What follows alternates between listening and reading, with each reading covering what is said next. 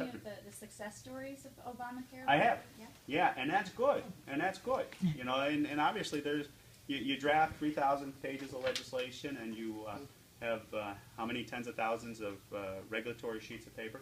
There are going to be success stories. And I had one last night. A small business sole proprietor got up and said our premiums went down and we got the same level of coverage and everything was good. And I recognize that, and that's great. But I have heard the stories and I've seen the other negative impacts of it. And when you're looking at weighing these things together, I see the cost outweighing the benefit significantly. Can I ask you a question? Sure, please. My question is, you guys keep saying you don't like Obamacare. I hate using that name, but that's what everyone calls it. Obamacare. What do the Republicans want to do? Yeah. Well, that's a great question. And that's where, give you some direction. If you want to look up anything, some work that Tom Price has done on the issue, and Steve Scalise, two Republicans that have some detailed proposals out there. But primarily, the proposals that I support are to empower individuals and empower doctors. And what I mean by that is not have the insurance carriers making the healthcare decisions, having individuals and doctors make those healthcare decisions, not mandating certain coverage out of government in a one-size-fits-all, because what's good for you may not be good for that young man in the back. And having that flexibility, called you out right there. Yeah, it did. Having that flexibility, I think, is what gives us the ability to bring more transparency, competitive forces into the healthcare arena. Now, there are some reforms on the health insurance itself, and I think the Affordable Care Act has done a lot in regards to this issue of health insurance reform on pre-existing condition, and folks being allowed to care their children up to age 26, those types of things. I'm supportive of those health insurance reforms. But we really haven't gotten into the conversation of how we're going to contain the costs. And that's where you have to get into the issue of utilization, getting away from a fee-for-service based medical system, which we are now, and I'm supportive of changing to a more capitated reimbursement model, rewarding efficiency, not rewarding the more services you do in healthcare, the more you get paid. The services that you do, if you do them efficiently and you do them with good quality, and that's a very difficult thing to accomplish, but we're interested in doing that. That makes the expense of that healthcare dollar that much more efficient and effectively delivered.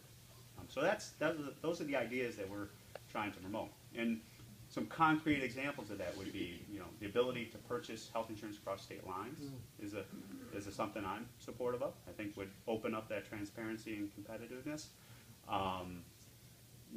The other thing that's a key to this is I have come to the conclusion after studying this, looking at it, reading the reports, having experts in, that Americans, we do very well collectively as American citizens, focused on trying to monitor our fiscal well-being. We don't do as well of monitoring our physical well-being until it's too late. Until we have that doctor meeting where they're like, okay, you got 6 months to live, and everyone's like, oh, I'm going to eat all my carrots and my beans, and I'm going to be perfectly healthy. Tying financial well-being to physical well-being, I think, is something that we need to explore in America to get these healthcare costs down. That is essentially what I'm trying to say is, if you do healthy things, you get rewarded for doing that. If you adhere to taking your medicine and your A1Cs, or my Coumadin, I take Coumadin, for example, that I can demonstrate at the end of the year that my Coumadin levels have been monitored and maintained appropriately, that somehow there's a reduction in my copays, or there's some reduction or some type of financial benefit that I get as a result of that. That is something that I think we can explore, and that will go a long way. Because the more my Coumadin, for my personal situation, is regulated, the less likely I'm going to have a complication that throws me into the emergency room, throws me into the hospital. So there's some ideas. But Tom Price and Steve Scalise are some good ideas. Some individuals that have some good details. All we've heard about is how the Republicans don't want Obamacare. And I'm a Republican, registered Republican, I'm usually with you with AARP. Yeah, Tonight I came incognito. You're undercover. I will tell Ron, I saw you here. You were in disguise. But anyway, Yeah. that's been my complaint for months. I hear you, This yeah. whole thing is because no Republican has gotten up and said, "But what we would like to accomplish out of it is this." Oh, now you've got some choices to make. Now you're hearing another presentation, which helps a lot. Yeah, no, I agree, and I think there's a strong appetite for us. I mean, we've had these ideas out there, but we haven't had a clear messenger to deliver that message, and getting that message across. I agree with you, is a problem. Yeah. And we need to break through But on that. sir, Contraceptive question, yes. isn't that, yeah, haven't they already approved the fee for service? That, that is part of Obamacare, Not is to- to no. get rid of that. Not to the level that I think we need to get to. There And are also some to buy reforms that try insurance to. through, in any part of the country, that has already been determined. Not across state lines. No. Yes. No.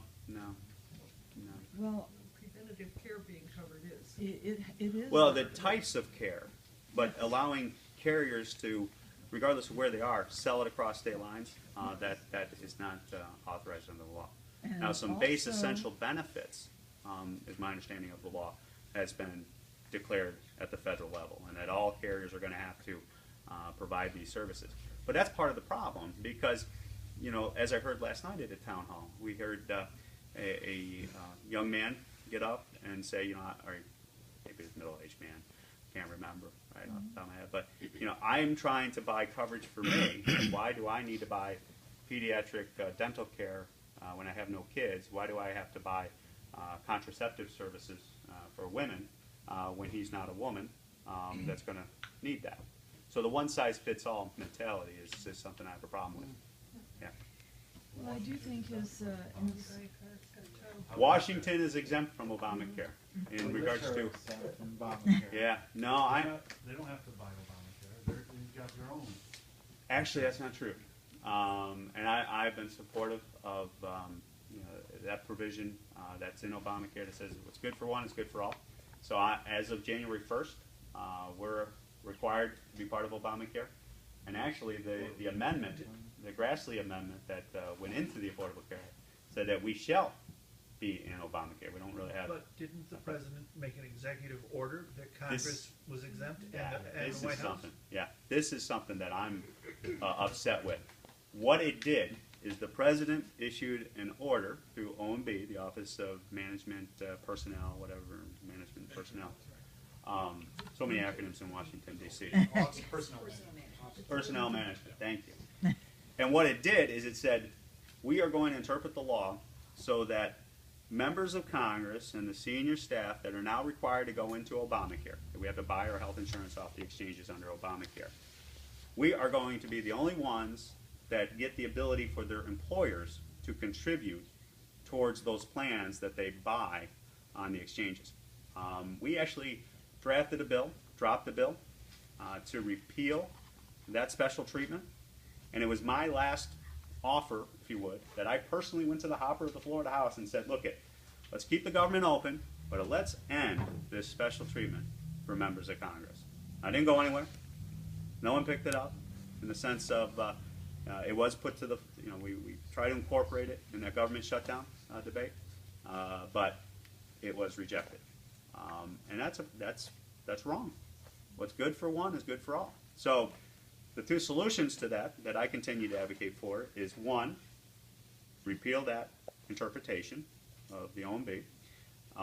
And there's also a case out there, there's a legal case that's challenged it, which I think is going to be successful, where they're going to challenge the agency and the White House's determination on this, and rightfully so, end it by judicial oversight.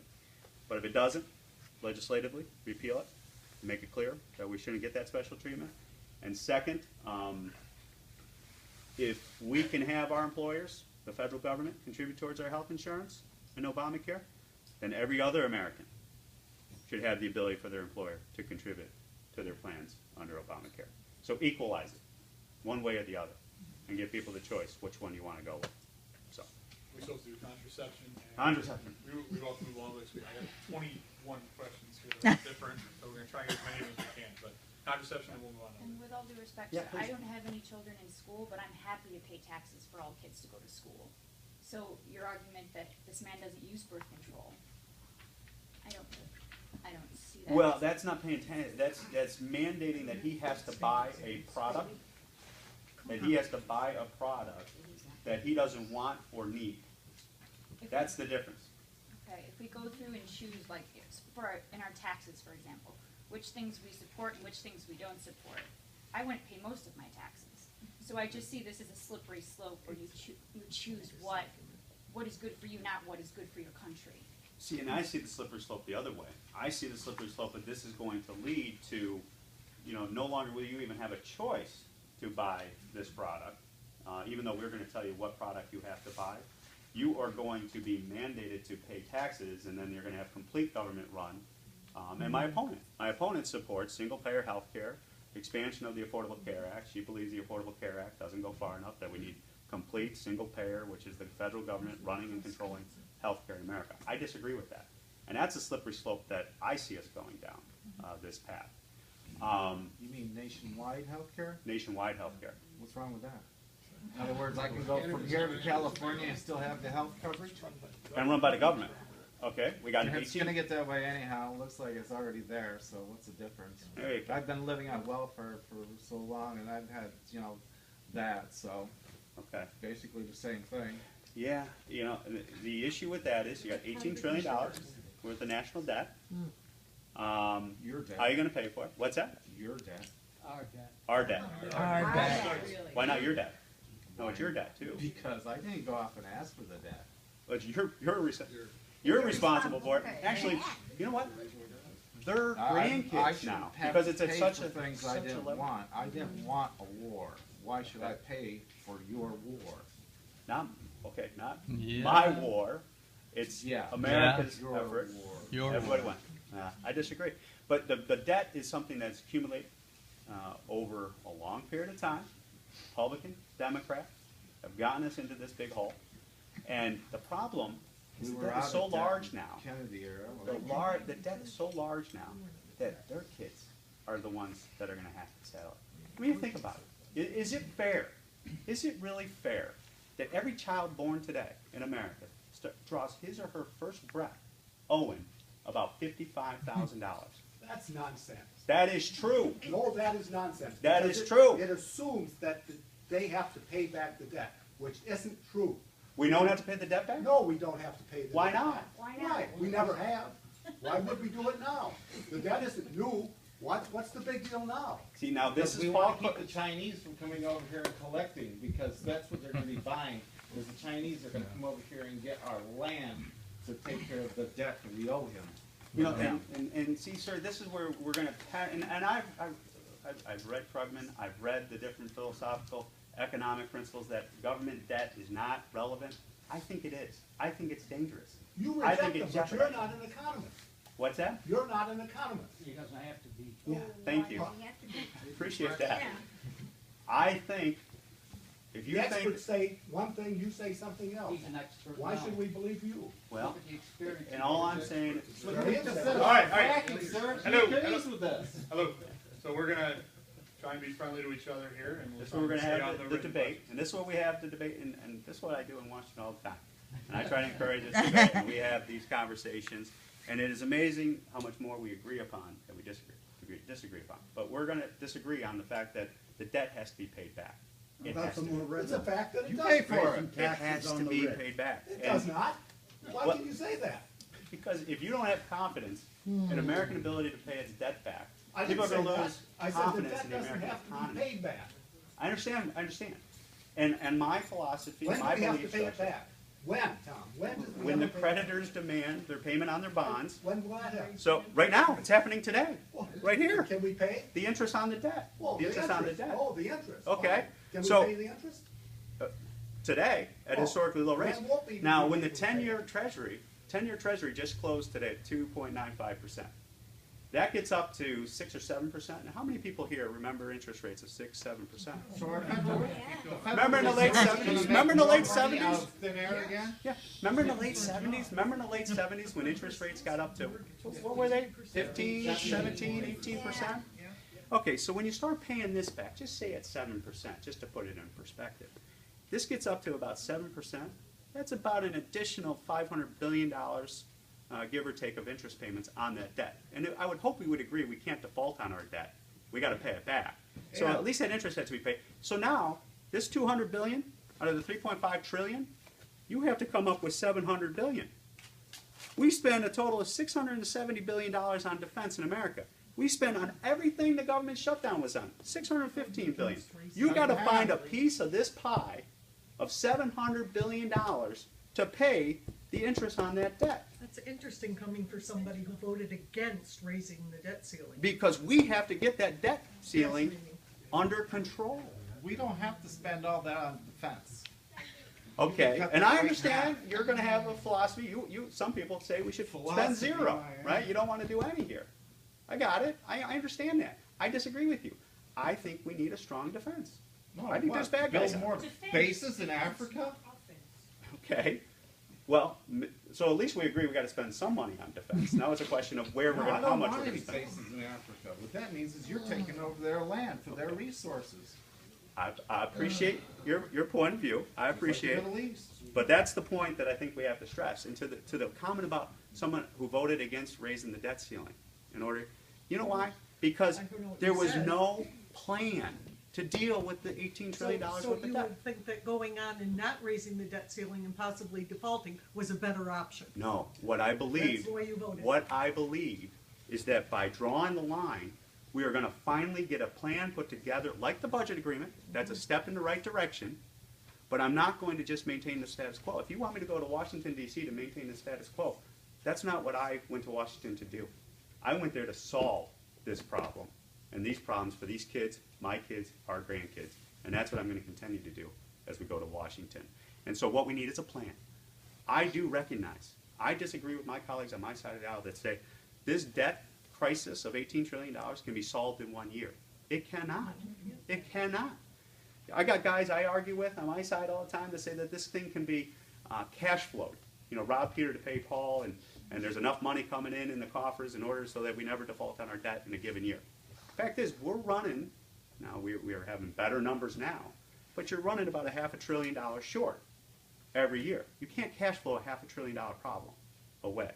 So, having a plan is what that vote was about. Having a step in the right direction is what that vote was about. And we'll continue to take that position going forward. I have an enormous number of written questions, so I'm gonna honor the people that Okay. choose to follow the rules.